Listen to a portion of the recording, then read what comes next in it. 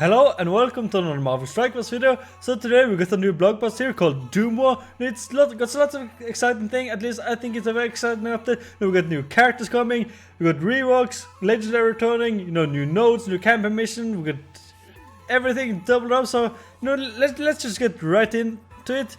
So right off the bat, we got the Battle of Nexus Earth that rages on with a new campaign that could spell doom for the new member of the strike. And if squaring off against the destroyer of walls doesn't get to a heart rate up, we got Blitzes that are a force of nature, a godly bonus 7 and chance to strike gold. But first we're lifting out the mask of Hydra to this member. So yeah, I'm just so excited that I can't speak properly today. But anyway, right off the bat we got Baron Zemo. Hydra's squeeze on the battlefield gets tighter with Baron Zemo at the center of a long line of evil. Baron Zemo is one of the leaders behind the Hydra and has devoted his life to conquering the world and eliminating his greatest foe, Captain America. He's a genuine tactician and a brilliant scientist, an Olympic level marksman and a deadly combatant, especially with the broadsword. Baron Zemo will lend his skills to the Hydra team as the controller. His attacks can apply negative effects, but where Baron Zemo really shines is against minion teams. And I think it's a little bit ironic because from what he's getting, it looks like he's very good against Red Skull Hydra minions. It's kind of a little ironic considering he's the Hydra leader. But anyway, his special ability, Dominating Blow, can prevent minions from reviving, which, Red Skull with his minions, definitely a big counter, same as the Black Bolt. Each turn, when charged, Baron Zemo attacks all enemy, but does increase damage against minions, in addition to applying Disrupt to them. On war offense during an enemy minion turn, Baron Zemo applies Avoid to himself and adjacent allies. He also enjoys synergy with Winter Soldier, Crossbow and Hydra Grenadier. And this is the big thing about him. He's got synergy with Winter Soldier, Crossbone and Hydra Grenadier. It's basically the three Hydra that no one uses. Winter Soldier and Crossbone, I guess Crossbone had his time in the game early, when the game was new and all that. He was a pretty great character. Winter Soldier, in my opinion, never got his footing, and Crossbone has fallen off right now. And nobody likes Hydra Grenadier. That's just what it is. Nobody likes him.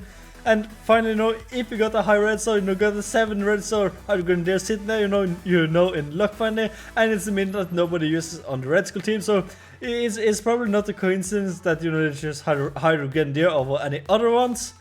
So let's just get right into his kit and all that. So gaze up on the face of Hydra. So his trait is Villain, Global, Skill, Controller and of course Hydra. So his basic, Target Assault. Apply Assist now to a Hydra Grenadier ally, so you want to have Hydra Grenadier in your team, so you can get this, and this is his basic attack. And then you attack for 290% damage. His special, Dominating Blow, which is an energy cost of 2 out of 2. Then clear 3 enemy death proof from primary target. Attack primary target for 450 damage, and if primary target is a minion, attack for 900% damage plus 20% piercing instead. Minions killed by this attack cannot be revived. So in my opinion, this is huge against Red Skull teams. Just shred those minions, get them all off. Just clear the death proof, kill them. They are not coming back. Red Skull is basically useless. So now you got. Firstly, you got Inhumans, and now you got this year, new team with Hydra that can counter Red Skull. So I think Red Skull's days are probably numbered as a top tier defense team. We are seeing new teams, or not new teams, but Emma Frost with Marauders just becoming a much better team, and we will probably see a lot more new characters added that will make up for war defense. So we have more than 8 teams, so you can pick and choose. So whatever teams is not that great at the moment, will be substituted for another team, and that's what I think may happen with Red Skull. Depending, we still have to see how it goes. But just from its kit, it looks amazing. But how it actually tests out, that's a whole other thing, and we'll still have to see it. And right now we only got four members for that team, so it's not a complete team. So if you see another 5th Hydra add to the game, it could be a game changer, at least in my opinion. And continuing on his special, we got gain 5,000 extra focus for this attack, so it will not miss at all. And this attack is unavoidable, I cannot rebuff, so just cannot miss. Will clear everything for the death proof and all that, so it's definitely a good special. And only at a 2 out of 2 cost, you will just shred those minions. even you know if you manage to get a few to arrive, you will just shred them anyway because you will have this special all the time. So his ultimate premeditation, energy cost 505, so attack prime attack for 300% damage, plus apply ability block for 1 turn and slow for 2 turns. Rebound chain to 4 adjacent targets for 270% damage, plus apply slow for 2 turns, and then gain charge. Not as good as a special in my opinion, but still pretty decent. You know, get to attack basically everybody.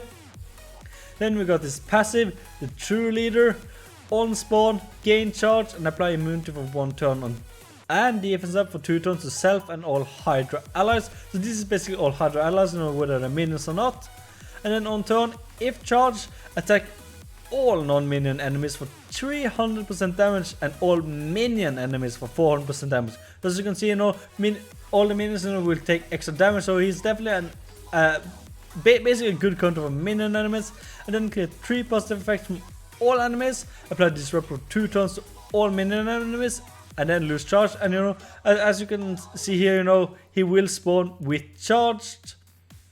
I think, you know, maybe this will be, you know, his T4 ability that you will spawn with charge. You know, we'll have to see, but definitely a good thing.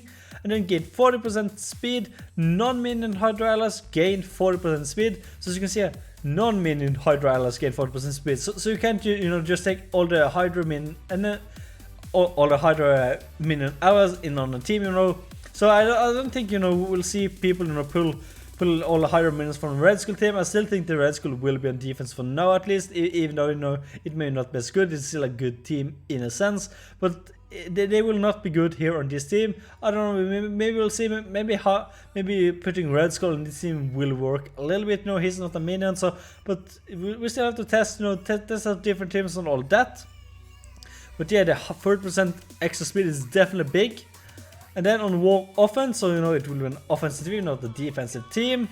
So on enemy minion turn, apply 1 await up to maximum 3 to self and all adjacent allies. So that's basically his kit. It does sound pretty good in my opinion. And you know, if you can get a 5th Hydra, it would definitely be, you know, over the top in my opinion, and definitely one of the best offensive team for at least minion teams. So here we got a, you know, nice little artwork, you know, how it will look. No in-game model, but basically it's in-game model, but it's just a picture of the in-game model or artwork, whatever we call it. So to prepare for Zemo's arrival, you know, several Hydra members have received updates to meet the high standards of their new leader. Winter Soldier, Crossband, and Hydra Gundir know how all specific synergy with Baron Zemo with their individual passive abilities. Trio also underwent base stats improvement as well, and not to be outdone, Red Skull received a small update to balance his gameplay. That's not too big, it definitely does help, but you know, definitely the big one is Baron Zemo with his Hydra allies here. So right here is the complete run of the improvement. So firstly we got the Hydra Gundir, which basically, I think universally one of the worst characters in the game, and everyone just agrees on that. Nobody wants to use him. If you have gotten a high, you know, red star on him, you know, before, you would probably not be very happy, but maybe this here will change, you know, you're taking Hydra Grenadier. So his basic Flak Grenade has been gotten increased damage. His special Corrosive Grenade also increased damage. And then his passive Hydra Arsenal, it's gained 40% focus. Hydra allies also gain 40% focus. And then if Zemo is an ally, gain 20% damage. So you know, he's got a nice little damage boost, you know, to help balance him out, and he gives the 4% extra focus to all the Hydra allies, so that's definitely good. Winter Soldier, so his base stat has been increased by 10% more health and 10% speed. Speed definitely is good because this is a turn-based game, so you know, speed is basically everything in this game. And then we got the special Relentless Assassin. It's updated with the attack power my target for 210% damage, plus apply bleed. Bonus attack 2 times for 150% damage and 75% chance to apply bleed. Then we got this passive Expert Assassin, which is updated with gain 50% critical chance, and if Zemo is an ally, gain 20% max health. So you know, even healthier, you know, with the increased base stats. And then gain an additional 10% critical chance for self and all Hydra allies. So you know, even more critical chance. So definitely good. Definitely some good updates to him. Crossbone, he also got some base stats increase, some more health, more damage, a little bit more armor, not the biggest increase, but I'll take everything I can get. Then we got this special Rat, which is updated with heal self for 20% of max health, And if Zemo is an ally, he'll sell for 30% of max health instead. So you know he's got a little bit more heal, you know, can sustain himself a little bit more, especially if Zemo is an ally. And in his ultimate detonate, if Zemo is an ally, gain defensive up 2. So definitely good, you know, he taunts, you know, and then he explodes, and then he gets defense up, so he's not easy to kill even if he loses the health from an explode. And then his passive vengeance updated on spawn. If Zemo is an ally, generate ability engine for self, which will allow him to use the detonate even quicker and gain 20% max health. And if Zemo is an ally, gain an additional 20% max health for, you know, a total of 40% max health plus 10% here, basically increasing his max health by 50%, which is huge in my opinion, especially if you have a high red. So basically going to have such a huge health pool, I think. You know, we'll still have to see, but I think it's going to be insanely huge. And then we also got gain 5% armor on top of the 3% you get from base stats, and Hydro allies also gain 5% armor. So definitely a good change to both Crossbone and Winter Soldier. You know, Hydro Grenadier, you know, it's okay, nothing on top, but definitely for Winter Soldier and Crossbone, definitely good. Definitely complements Baron Zemo a lot, so I think this will be a great team. But we also got that little update for Red Skull. So his ultimate Storm Assault is updated with no unavoidable and unblockable, so it's not too huge, but definitely a little bit help. Then we got Doom War. That's basically a new campaign coming to the game. It's going to be on the Nexus chapter. To take on chapter 1 of the Doom War campaign, you must have completed Nexus chapter 8, so you know, even to attempt it, you have to complete 8, but it kind of makes sense. And if you haven't been able to complete 8, you definitely not get ready for the new one. So, but you will have some special traits here you need to assemble. So, for all the new campaign missions that have arrived, you know, these past few months, you have had to have traits for, you know, both the hero and villain. It's going to be the same here. So for mission 1 to 3, you have to use mutant hero or Inhumans. You know, a lot of people are building Inhumans to get even more unlocks, so you probably have a high Inhuman sim, and you know, Black Bolt, one of the best characters in the game. And we also got the mutant heroes, which is basically Phoenix with the X-Men and, you know, the newly added X-Force. But I think, you know, now with the Beast coming to the game, you know, you can actually get Dark Phoenix in, you know, get the Dark Phoenix set and still get 3-star on challenge, campaign missions, and all of that. So I think, you know, at least using Phoenix with Beast and then maybe something like Black Bolt, you know, definitely will be a top tier choice for this here. We got missions 4 to 6, which requires Mystic Heroes. It's a little bit, I think, a weird trait, but definitely good. You know, we got Ghost Rider, I think Thor, and Heimdall, and somebody else Scarlet Witch. You know, we got a few more, but I don't know, not my top tier choice at least. But we also got the Guardians, which, you know, a lot of people have leveled up, especially for the BKT team and all of that. You know, all characters, but getting a little bit updated. But maybe we'll see, you know, see them return a little bit because people will gear them for this. And then we got missions 7 through 9, which requires Shield, which everybody has Nick Fury. You know, I don't have a team geared higher than gear 8. You know, I know, it's not good. I should gear it more. Then we got Wave 1 Avengers and Fantastic Four. Fantastic Four, definitely a great team. Wave 1 Avengers really, I don't know, the different mix, because you use the Wave 1 Avengers team for everybody. You know, you got some for Power Armor, some for other teams, and Avengers really isn't that great of a team. But at least, you know, I got 100k Black Widow and almost 100k Thor, so I guess I can use those, so I'm happy about that.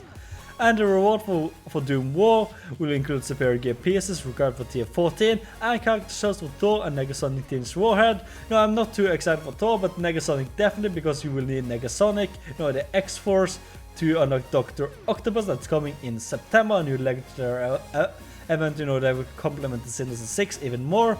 So for 1-6 you will get Thor shards, and 1-9 you will get Negasonic Teenage Warhead. So you will need to complete the whole campaign, you know, if you even want to get the Negasonic shards, which is the important one. So it will be a challenge, but hopefully it's gonna be a fun one and not basically too open where you need tier 14 to even, you know, basically attempt it.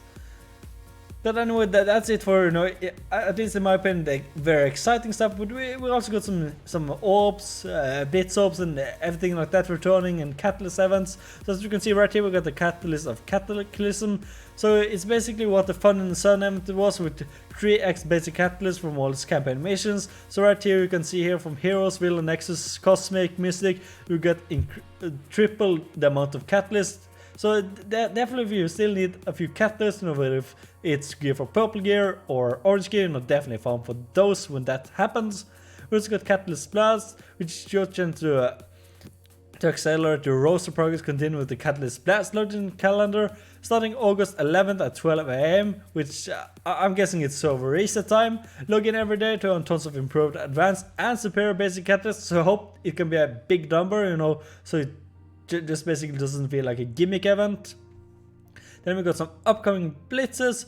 So right here we got some orb blitzes. You know, if you've been playing for a long time, you will definitely know the orb blitzes, where we got orange gear, blue gear, purple gear, gold, everything. So we got 1 day blitzes here for gold blitz, orange, blue gear, and we got gold on day 2, purple on day 3, and weapon of the week we got crystal, which is used for the Inhumans, which you will need for Ebony Moore. So definitely go for her if you still are missing, you know, just a few more shots. I don't know.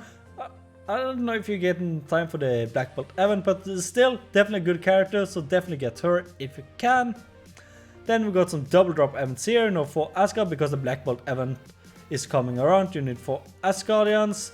So you got Hela and Loki double drop on Villain 76, Mystic 36. Hela and Loki, one of the best characters in the game too. Loki is also needed for, basically Hela and Loki is basically needed for Phoenix Event 2 if you haven't got her or not. So definitely go farm these refresh notes, everything, get as many shots as you can. We got Mercenaries, so the gold event is coming back for the Mercenaries, and with that we got double drop for all the Mercenaries characters. So as you can see here, we got some double drop for the Mercenaries right here. And then we got a new change to the legendary trait. So in the not too distant future, we'll be adding the trait legendary to all the characters that acquired through contemporary legendary event, which includes Iron Man, Nick Fury, Star-Lord, Magneto, Shuri, Invisible Woman, Ebony Maw, Phoenix, and Black Bolt. This will make the characters easy to sort in the roster and identify whether character shots are located for newer players. So basically an easy tag where you can find all the legendary characters at one place. And then for our players that have been around since the game launched in March 2018, you may remember some events were labeled at legendary for the characters as Electro, Cosmo, Thanos, and Deadpool. As the word legendary has come to refer to a specific type of event and relatable characters, that trait will not be used on any of the aforementioned 4 characters and will be removed from the event cards. We wanted to announce this ahead of the future change to reduce any potential future. So Electro and Cosmo, you know, when you started the game, they had their own event, you know, where you basically could unlock them, get charged for them. So I guess they will count as legendary because of that. And Thanos and Deadpool got their own raids right at the start, where you could earn, or basically that was where you earned the character shots for those characters. So those will also count as legendary. So I get that they are going to take it away. I'm not complaining about that, but I'm happy about the new legendary tag. You know, easy to sort, easy to get all legendary, because those are definitely the best characters in the game, most important ones. So you know, easy access, definitely good. And that's it for this update. Definitely became a little bit of a long video, but it was just so much to unpack right there. Anyway, let me know what you think. Are you excited for Baron Zemo to arrive to the game? You know that Winter Soldier and Crossbow are finally getting some use, and especially Hydra Grenadier. You know, there's so much stuff happening, and you know, even more to come, and we'll definitely cover that whenever there's a new blog post and stuff. So anyway, thank you guys for watching. If you did enjoy the video, you know, consider leaving a like, consider subscribing for even more content. You know, whenever that comes around, I will post it. Mostly make Marvel Strike vs. and Star Wars Galaxy of Heroes video. Also follow me at my Twitch at twitch.tv/Rupkul66 if you're interested in your seeming live stream. I've been live streaming some Marvel Strike vs. Star Wars Galaxy of Heroes, and recently I've also been doing some Age of Empires 2 Definitive Edition campaign. So if you're interested in checking that out, you know, please consider following that. Anyway, thank you guys so much for watching. I'll see you guys in the next video.